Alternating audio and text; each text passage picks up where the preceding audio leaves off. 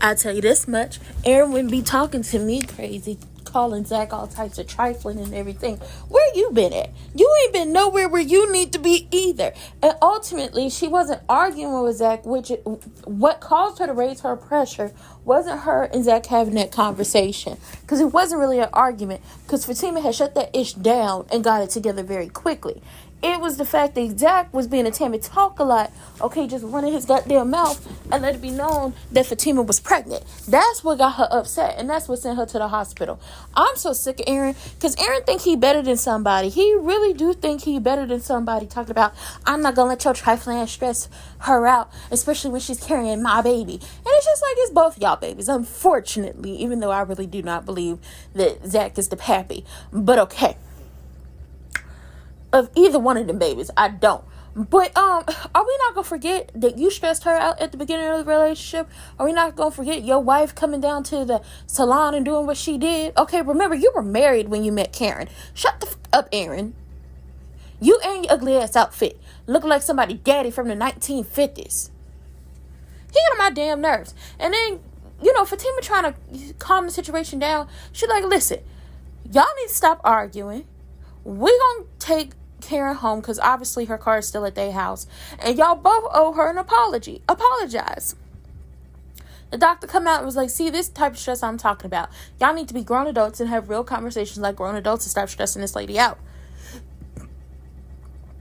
Aaron's still running that motherfucking mouth, and Zach is still, reacting to it. Stop reacting to this man. He's trying to get a reaction up out of you, and he just stop.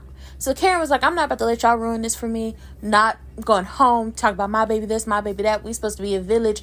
These both my babies. I'm not about to let y'all ruin this for me. Take me home, Aaron, since you want to offer stuff. And I was like, he better take her home since he offering. He got on my damn nerves. And who the hell said they wanted you down at their house to know where they live? Your ass crazy too. We're not going to forget that lady popping up down to the salon, at the old salon, calling you by a different name. What was it, John? But you claim your name is Aaron? All I'm saying is something ain't right with the preacher man. Y'all need to watch him. How Andi allows the likes of Hayden to talk to her crazy is astounding to me. He basically told her, you too busy, causing scandals and being a liability, messing around with men, that the firm ain't gonna really take you back. I got your caseload, so basically you're unemployed and a bitch. And she got him back because she was like, listen, that will last as long as your erections, or so I've heard. But it's just like, you need to really step up and tell these people to stop playing in your face, or go build your own firm. But you got to stop letting people run all over you. At the end of the day, Andi made the stupid ass decision not to tell the people that, hey, Gary is blackmailing me by way of Jordan. And me personally, I wouldn't have gave a flying motherfucker if he was being like you were being blackmailed for Jordan, because you wouldn't be able to blackmail me for Jordan. I would have let him destroy Jordan's life, because Jordan was the one who did everything you told him not to do. The same with his dumbass sister. But Andi, I don't know why you calling this man. It ain't gonna change nothing.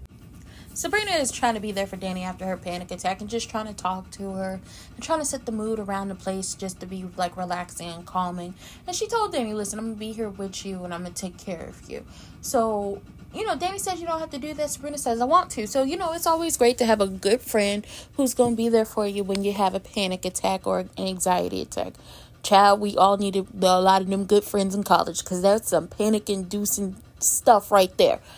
But Sabrina ends up calling Rich, and she's, like, I'm going to stay with Danny and all that stuff. He was like, oh, you're such a good friend. Also, you had no right to tell Tony what was going on with Danny. He was like, well, I would want him to tell me if something happened to you. And she was like, that's fine, but you still had no right. So he apologizes.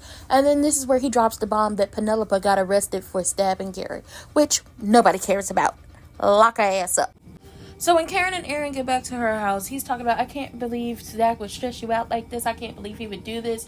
Talking about after the baby kicked and everything. And she was like, it wasn't him saying or doing anything. It was just a slew of things that happened. Him texting about baby stuff and baby care and kindergarten and preschool and stuff like that, and him asking her not to breastfeed the baby. And he's like, oh my god, that's so weird. And it's just like, ultimately, when you think about it, it's not weird if he's saying don't breastfeed the baby, put the baby on formula, because when they start keeping the baby overnight, is especially if the baby is on breast milk and then you're breastfeeding, like that's not an option, because what you gonna do? Breastfeed and pump a whole bunch of milk and then have it, ready to go, unless you're gonna freeze it. Breast milk has a short shelf life unless you freeze it. So I understand that part, but Zach had no right to say what he said to you or was doing that, like doing all that mess. But he's like, I could go get you ice cream, I could do this, I could do that. And she was like, no, just need y'all to calm down. And then her mama walk in as they about to kiss, and it's just like, please stop whatever this mess is right now. Zach is worried about being a good father, being a good father to Michael, being a good father to the baby he's gonna have with Karen, and the baby he's gonna have with Fatima. And Fatima is like, you're gonna be a great father. You just have to keep doing what you're doing now and just build on it. Nobody really knows how to be a parent until you become one, and you just learn along the way. And then you typically start to learn more as you have more children. And it was like, you know what? Karen been acting good, for the past 8 or 9 months. And he was like, 8 or 9 months? It felt longer than that. And I was like, yes, please point out the fact that she been pregnant for about 4 years at this point. And they was like, listen, we're just gonna let Karen handle Aaron, because nobody has time for him and his BS. And it was just like, that is so true. Nobody has time for Aaron or his BS or hearing his mouth. And when they turn on the news, this is when they find out that Penelope has been arrested for the attempted murder of Scary Gary. And I was like, bet she wasn't she did it list. Andi took her dumb ass down there and popped up on Robert down to his hotel room. And she was like, oh, you're staying here? He was like, yeah, I stay here every time I come to Atlanta for the time being. And she was like, so you sold your house? He was like, no, I leased it. And, you want a drink? You want some room service? No, if she don't want anything, still got that mace. It's right there in the purse. Andi, what is it that you want? I need you. You need him? What do you need him for? But we all know in the preview what she needs him for is for him to represent Penelope. I don't know why you are so desperate to help this woman who smacked you and talked crazy to you and blamed you for how badly her life and her brother's life has gone. But let's be clear on something. Before she ever knew that you and Gary were involved, before you even knew that her and Gary were involved, and before you even met Jordan, she was involved with Gary. And Gary was going to ruin her and Jordan's life no matter what they did. You tried to warn both of they dumbasses and they didn't take your advice. So at this point in time, let the chips fall where they may. Okay, let the chips fall. Sabrina is making Danny some tea because Danny just had a nightmare. So as they're sitting down and they're talking about it, Danny was like, my nightmare, I had locked all my vices away. I locked the liquor away. I locked the weed away. I locked away, my sexual activities. I locked it all up. And, as time went on, the things just start getting louder, banging, trying to get out, the liquor, the smoke, the men, all of it. So I opened the cabinet with the liquor and the vodka just started spilling out and filling the room. I opened the drawer with the weed, smoke just filled the air, and then all my past sexual partners just came swimming in naked. And no matter how much praying and meditating and journaling and just talking it through, it didn't help. And she was like, locking her vices away made her feel good. And I was like, I'm gonna just say this with the vices. You need healthy coping mechanisms. So that does not mean every time you're hurt, sad, angry, or upset that you need to go have sex with someone, or you need to drink, or you need to smoke. You can partake in those things recreationally. You can have a drink when you come home from work. That does not mean you have to do it all the time. And it does not mean whenever you are feeling these huge, heavy, big emotions that you don't have any words for, that you need to go and smoke or drink or have sex to push them down or to stop talking about them. But as they're talking about all of this, Sabrina keeps checking her phone, and Danny was like, why do you keep checking your phone? So she has to tell her that Karen was in the hospital earlier, and Danny hops up. She's like, okay, we gotta get out these PJs, we gotta go. And she's like, no, she already been discharged and everything. She thought she was in labor, but she's not anymore. And then she tells her Penelope has been arrested, and she was like, who? The pregnant girl that was married to Scary Gary and Jordan's sister? Oh, she was like, that poor unfortunate bitch. Well, it makes sense, checks out. And I was like, it does, it truly does. Karen's so damn pathetic, it don't make no sense. So, Miss Lisa comes and she sends Aaron on about his way. And as her and Karen are talking, she was like, I'm kind of feeling Aaron, it happened after he checked me down to the salon, but then seeing him check, Zach down to the hospital, I don't know, I just feel some type of way about him. And Miss Lisa asked her, you feeling some type of way about Aaron? Does that have anything to do with Zach? She was like, no. And it was like, yes, it has everything to do with Zach. You weren't really feeling him when he was at the salon earlier in the day, but now you feeling him because you know that Zach ain't never coming back to you, because not only is he either already married to Fatima or about to marry Fatima, him and Fatima are having a baby. So now you just gonna go with the constellation prize, which is Aaron. And she's like, Aaron ain't no saint. He ain't nobody. We still ain't figured out why that woman was down there calling him John. We still ain't figured that out. Anyway, Miss Lisa was like, listen, you need to figure out what you want. Are you just horny because you're pregnant? Or are you really falling in love with this person? And it's just like, yes, Miss Lisa, ask her these real true questions, because honestly, you about the only person she gonna be honest with. Chad, I'm over here like Pam. Maurice come down to the salon and he banging on the door. She was like, what you doing here? Sabrina ain't here. She ain't got no appointment. He was like, Chad, I know that. Her hair been the same for a decade. And they key about that. Karen not here. What are you doing here? Who are you here to see? And he was like, I'm here to see you. I need every bottle of Roots to Riches you got. And she was like, why? You ain't got no roots nor riches. You trying to buy it for your family? And she was like, hell no, I would never waste that on my family. And so we find out that one day Sabrina left her Roots to Riches jar, bottle, whatever it was, in his car. And him and Grayson was about to do it one day, and they didn't have no lube. So they used Roots to Riches as lube. Girl, he said it was better than it was better than Vaseline. I love it. I love it so much, because she was like, what are you talking about? Just talk normal. You better check the ingredients. I don't think you're supposed to be using that edge control cream as lube. No, it's so funny. It's hilarious. I can't with them. Andi asked, our good friend Robin, would he represent Penelope? I don't know why she keep trying to help these people. Stop helping them. They don't care about you. They have continuously blamed you for every bad thing that has ever happened in their life, even though them idiots introduced themselves to Gary long before you ever knew about them. But she was like, can you please be her lawyer? And he was like, that's a conflict of interest. I'm already representing you. She was like, I fired you. He was like, I didn't think he was serious about that. You was just upset that I went to the partners to, get you a sabbatical, from the firm. And she was like, you got me suspended from my firm. And he was like, my firm. She was like, fine, will you help? And he was like, why won't you? She was like, well, I'm too close to the case, and I don't actually do criminal law. My specialties are divorce and family law. He was like, yeah, and one of my many specialties is criminal law. So he was like, okay, if I do this for you, what will you do for me? I was like, oh, no, not we trading sex for help. No, ma'am. Then people could choke for all I care. Child agent, get on my nerves. Come down there, talk about I need to have a conversation with Gary Borders. And Hudson was like, he's not up for conversations. So he was like, from what I hear, he like to take field trips. Now, when we first talked to you, you was willing to do whatever we wanted you to do or needed you to do to help us find who stabbed him. But now you don't want to do it. You hiding something? What you got to hide, Hudson? What you hiding? Huh? And Hudson tried to keep Agent Watt from going in the room, and Agent Watt looked at him like, if you don't get your motherfucking hands off me, I'm going to punch you in your throat. Pushed him to the side and walked himself up into that room like, I'm gonna question whoever the hell I want to question. I was like, Hudson, you saw somebody you couldn't believe. Child, so we get back to Robin, and Andi was like, are you asking me if you do this for me, what will I do for you? And he says yes. And she said, not a goddamn thing. That's right, we don't trade sex for help. That's prostitution, and you can go to jail for that, okay? So they get to talking, and she was like, listen, are you gonna help her or not? And he was like, even if I could help her, it's not gonna really do anything, but I guess I can try.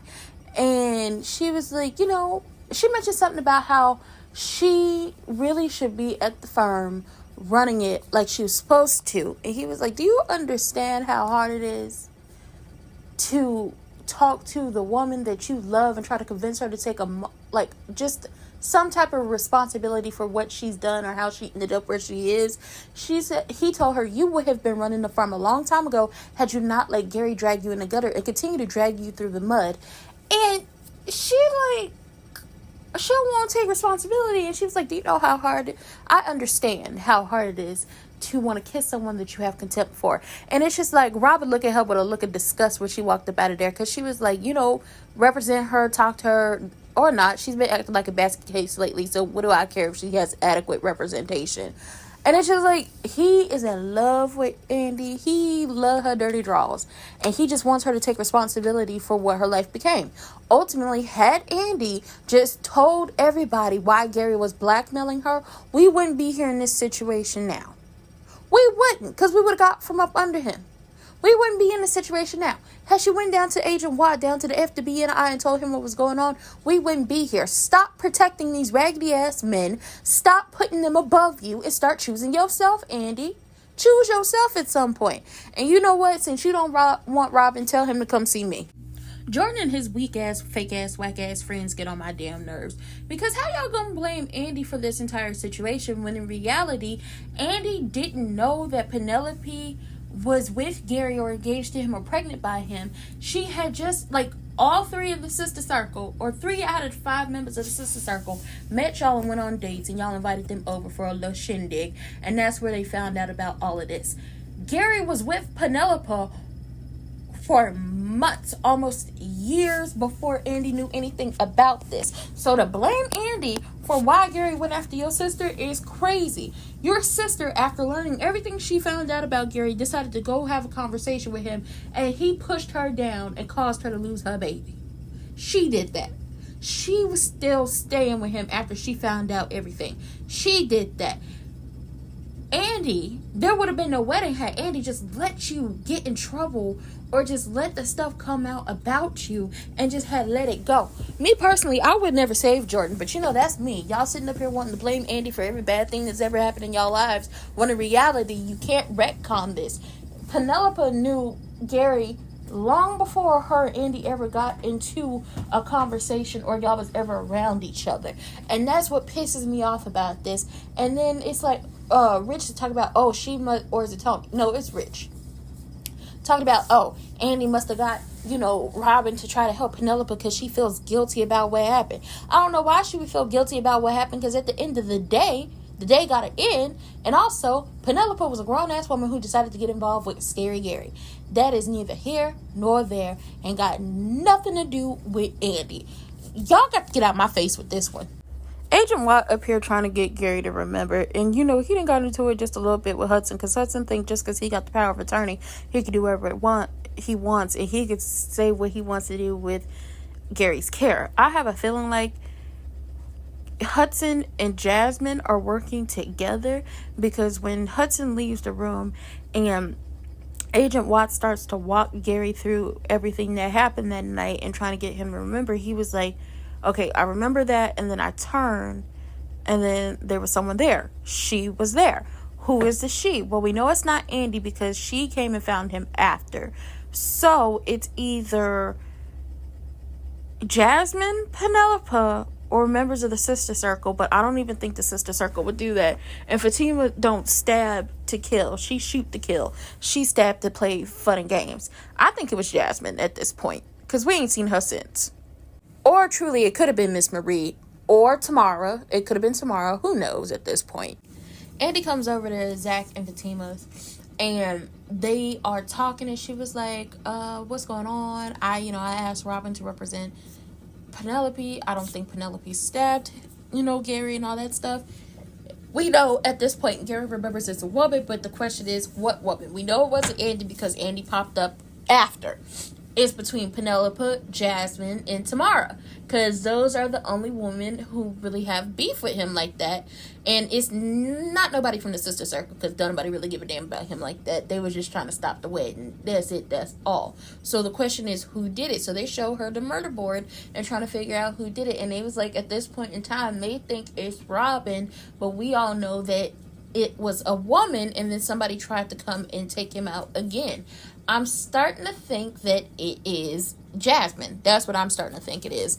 And Fatima was like, listen, he been giving me major creepo vibes. It's not just you, but Gary also tried to steal his firm, and it's just, it probably took it a step too far, and he probably lost it, and maybe you having him represent Penelope has sealed her fate. And it's just like, child, we don't know. This is crazy. I'll tell you that. But we all know the men in this whole thing are X'd out. Now, does Andi know about the sex tape is my question. We gonna figure that out next week, maybe. But Jordan, this is all you and your sister's fault. That's all I got to say. And with that being said, that was it from this recap review of Sistas. Don't forget to come back and watch more content. And also, I have a whole bunch of stuff going on over here. So please don't forget to come like, comment, and subscribe. Turn post notifications on, share me with your people. And hit those links in the description box down below. And I'll see y'all for the next one. Bye.